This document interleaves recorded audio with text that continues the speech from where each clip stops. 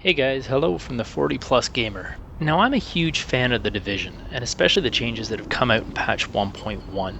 But as an older player, I have a tough time competing with a lot of the younger players that prefer that sort of face-tearing style of PvP in the Dark Zone and, groups that shred challenge modes and so on and so forth. So I thought I'd do a little video about just how quick and easy it is to run solo hard mode through the Madison Field Hospital mission, and to give you an idea of the kind of drops I've been getting from the end boss, which is Hutch in this particular mission, and also to show you that if you're an even vaguely average player, much like myself, you can easily go through this mission in 6 to 7 minutes.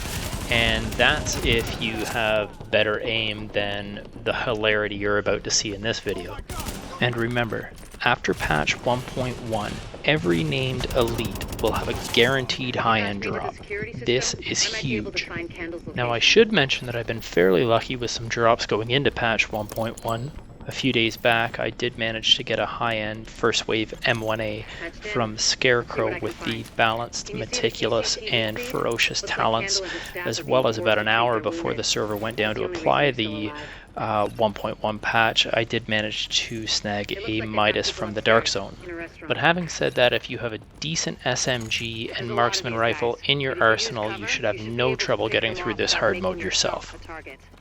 The two abilities that I had active with the build were Pulse with Tactical Scanner, as well as Support Station with Immunizer. The Pulse with Tactical Scanner isn't really necessary at this level. It's not a challenge mode, but it is some extra damage for sure if you feel like you need it to burn through the first few guys at the beginning. But the Support Station with the Immunizer is actually helpful in the arena should one of the enemies throw a tear gas grenade at you. They can be a little bit annoying. I won't bore you with the details from the run because it's pretty straightforward. You just go through the facility, you kill the enemies, you get up to the roof, you kill Hutch, no big surprises. What I will tell you about is what you can expect from Hutch when you kill him. Of course, the exploit is no longer around, where if you kill Hutch on the roof, he'll spawn a Shadow Hutch, and you kill him, you get loot, you loot him, you die, respawn, blah blah blah blah blah. That's all gone.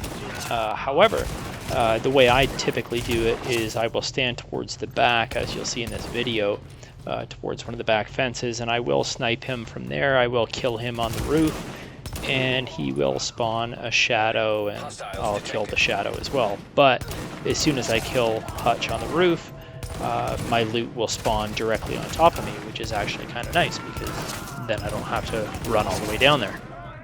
So before I started recording this video, I did 17 total runs on hard mode at the Madison Field Hospital. And just to give you an idea, out of those 17 runs, Hutch dropped for me, all high-end of course, a total of 6 backpacks, 5 gloves, 2 magazines, 1 SMG, 1 firearms mod, 1 stamina mod, and 1 pistol, which he actually drops for me in this video, which I'm now using. So I guess that brings us to the conclusion, of which there is none. I'm a solo player. I typically don't play in groups. I like to grind. So I'm kind of the 1%, I guess, of the typical player for this game. But having said that, I think this patch really lends itself to both types of players. With everything that's going on in the Dark Zone, the supply drops, the crafting changes that have made it more advantageous to kill bosses than craft gear. I think all of it is really positive, and I think it's a definite step in the right direction. And I think with the fact that we now have more dailies, weeklies, incursions, more dungeons, more choices, I think it's really going to lend itself more to players that can invest 8, 9, 10 hours a day, just the same as it can interest players that can only invest 1 or 2 hours a day after work. And that's what I think is really great about this game. It's a loot-based game, but it's also a game that, you don't have to take as a second job. And I think that's a great thing. So anyways, I hope you guys enjoyed my first video. I know it's a little bit long-winded, but hey, this video took less time than the run took, so take that for what it's worth. Happy hunting, guys. Best of luck. Cheers.